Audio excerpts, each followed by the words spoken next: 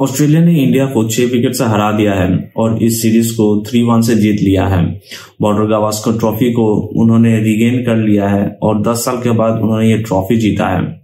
Man of the series Bumrah को मिला क्योंकि उन्होंने 5 मैच में 32 विकेट्स लिए और इंडिया ने ऑस्ट्रेलिया को 162 रन का टारगेट दिया था और इंडिया 157 पर ऑल आउट हो गई थी और ऑस्ट्रेलिया ने ये टारगेट 27 ओवर्स में चेस कर लिया। तो पहले इंडिया के बैटिंग के बारे में बात करते हैं। रविंद्र जडेजा और वाशिंगटन सुंदर क्रीज पर आए और पिछले दिन ही रविंद्र जडेजा काफी लकी साबित हुए थे जब स्मिथ ने उनका कैच छोड़ दिया था और वो काफी ज्यादा डिफेंसिव खेल रहे थे और इस बार भी वो डिफेंसिव ही खेलना चाह रहे थे बट वो जल्दी आउट हो गए और उसके बाद उनका विकेट कमिंस ने निकाला और कमिंस ने उस समय पे निकाला जब ऑस्ट्रेलिया को काफी ज्यादा जरूरत थी। उसके बाद वाशिंगटन सुंदर भी जल्दी ही आउट हो गए और उनका भी विकेट कमिंस ने निकाला। कमिंस ने 2 क्रूशियल विकेट्स निकाले और इंडिया पूरी तरह बैकफुट पर आ चुकी थी और उसके बाद बॉलैंड अटैक करने और उन्होंने 1 ओवर में ही 2 विकेट निकाल दिया और इंडिया ऑल आउट हो गई। इंडिया ने इन 4 विकेट्स में 15 रन ही बना पाई और उसके बाद जब ऑस्ट्रेलिया बैटिंग करने आई तो ऑस्ट्रेलिया काफी ज्यादा एग्रेसिव लग रही थी पर इंडियन बॉलर्स ने कुछ खास लाइन और लाइन पे बॉलिंग नहीं कर रहे थे शुरू के समय, जिसकी वजह से काफी ज्यादा रन्स भी लीक हुए हैं। और जब बुमराह बैटिंग करने आया तो हम सबको ये लगा था कि बुमराह थोड़े फिट होंगे बॉलिंग करने में बट वो फील्ड पर नहीं आया और सिराज और प्रसिद्ध कृष्णा ने बॉलिंग का जिम्मा संभाला था और स्टार्टिंग में कुछ खास बॉलिंग भी नहीं हो पा रही थी और लाइन काफी ज्यादा खराब थी और एक्स्ट्रास काफी ज्यादा जा रहे थे।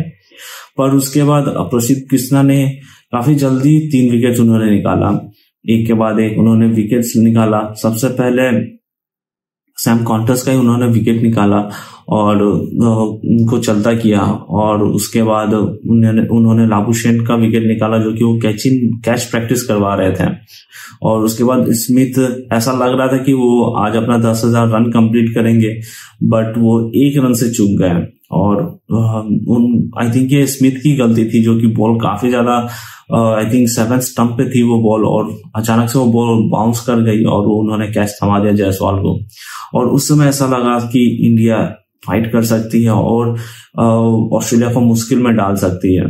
और उसके बाद लंच के बाद जब वापस बैटिंग करने आए तो ख्वाजा भी कुछ खास खेले नहीं और वो भी आउट हो गए। जैसा कि उन्होंने शुरुआत तो अच्छा किया था, वो अटैक कर रहे थे कि उनको भी पता था इस पिच पे ज्यादा डिफेंस करने से कोई फायदा होगा नहीं तो उन्होंने अटैक करना ही सही समझा पर उन्होंने भी अपना विकेट दे दिया सिराज को। फिर उसके बाद जब वेबस्टर और हेड थे उन दोनों ने मिलके ये टारगेट को चेस किया और काफी बढ़िया बैटिंग किया उन्होंने।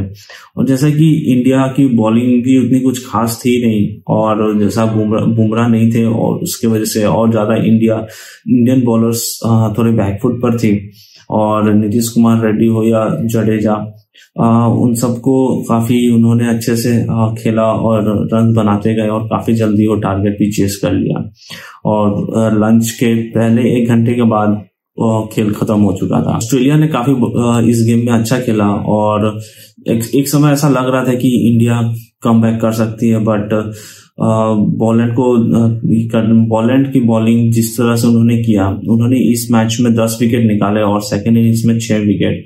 आई थिंक ये मैच बॉलैंड की वजह से ऑस्ट्रेलिया ने जीता है, अदरवाइज अगर आप ऑस्ट्रेलिया की भी बैटिंग देखें तो उतना कुछ खास थी नहीं और बॉलिंग में भी बॉलैंड की लाइन और लेंथ इतनी सही थी, इतनी वो सही जगह बॉलिंग कर रहे थे, एक ही जगह पे वो बॉलिंग करते हैं जिसकी वजह से बैट्समैन को काफी ज्यादा मुश्किल हुआ।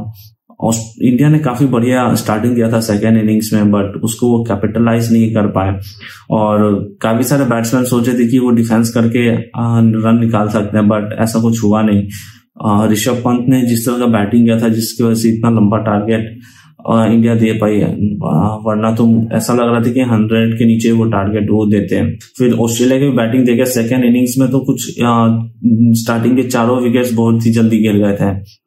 जैसा कि वेबस्टर फॉर्म में लग रहे थे, उन्होंने पहले इनिंग्स में भी 50 बनाया था तो ऐसा लग रहा था कि वो बैटिंग करेंगे और हेड पहले अगर उनका विकेट नहीं निकाला तो वो तो पता ही है किस तरह के वो बैटिंग करते हैं। तो उन दोनों ने यह टारगेट चेस किया और ऑस्ट्रेलिया को जीत दिलाई और बॉलैंड को मैन ऑफ द मैच भी दिया गया। और अगर हम देखें तो बॉलैंड ही थे जिन्होंने ऑस्ट्रेलिया को काफी मैच जिताने में मदद किया, जैसे कि बुमराह इंडियन टीम के लिए एक बढ़िया बॉलर साबित हुए। दूसरे एंड से बॉलैंड थे, अगर आप देखेंगे तो बॉलैंड ने जिस 3 मैच खेले थे वो तीनों मैच ऑस्ट्रेलिया ने जीती है। तो इससे यही पता चलता है कि ऑस्ट्रेलिया के लिए बॉलैंड काफी ज्यादा सही साबित हुए हैं। और अब इंडिया WTC फाइनल से भी बाहर हो चुकी है और ऑस्ट्रेलिया ने क्वालिफाई कर लिया फाइनल्स के लिए, और नया साइकिल शुरू होगा जब इंडिया इंग्लैंड का टूर शुरू करेगी। और उससे पहले इंडिया को काफी कुछ देखना पड़ेगा, क्योंकि बॉलिंग से ज्यादा बैटिंग इंडिया की परफॉर्मेंस ने काफी निराश किया है, चाहे वो न्यूजीलैंड का सीरीज हो या ऑस्ट्रेलिया में।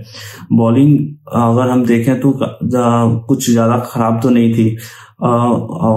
आई थिंक सिलेक्शन में मुझे ज्यादा दिक्कत लग रहा था, क्योंकि अगर मेलबर्न का भी हम देखें तो वहां एक बॉलर की कमी थी और इस मैच में भी हमें एक बॉलर की कमी देखने को मिली। आई थिंक प्लेइंग 11 का सिलेक्शन काफी खराब था और बैटिंग तो काफी ज्यादा ही खराब था, जिसकी वजह से इंडिया ने ये सीरीज हारा है। अगर इंडिया ने बैटिंग में इंप्रूवमेंट किया होता तो ये सीरीज को जीत सकती थी या इस सीरीज को ड्रॉ कर सकती थी। But I think Indian batting में अभी ज्यादा इशू हमें देखने को मिल रहा है। चाहे KL राहुल, उन्होंने स्टार्टिंग तो अच्छा दिया था बट उसको कंटिन्यू नहीं कर पाए। रोहित शर्मा भी कुछ उसी आउट ऑफ फॉर्म चल रहे हैं, विराट कोहली भी आउट ऑफ फॉर्म है, शुभमन गिल खाली 20-30 रन बनाते हैं, उसके बाद फिर उसको आगे नहीं ले जा पाते हैं। और डाउन द ऑर्डर देखें तो जडेजा ने काफी सपोर्टिव रोल प्ले किया है। ऋषभ पंत ने भी बस इसी मैच में हाफ सेंचुरी लगाया है, अदरवाइज किसी और मैच में उन्होंने कुछ खास परफॉर्मेंस किया नहीं है। और उसके बाद लोअर ऑर्डर में जिस तरह से उन्होंने बैटिंग की है, वाशिंगटन सुंदर ने और नीतीश रेड्डी ने काफी बढ़िया उन्होंने बैटिंग की है। नीतीश रेड्डी ने इस मैच में कुछ खास परफॉर्मेंस नहीं किया, अदरवाइज उन्होंने पहले के 3-4 मैचेस में सारे मैचेस में उन्होंने 40s लगाया 3-4 इनिंग्स में। और उसके बाद वाशिंगटन सुंदर ने भी मेलबर्न में काफी बढ़िया परफॉर्मेंस दिखाया था।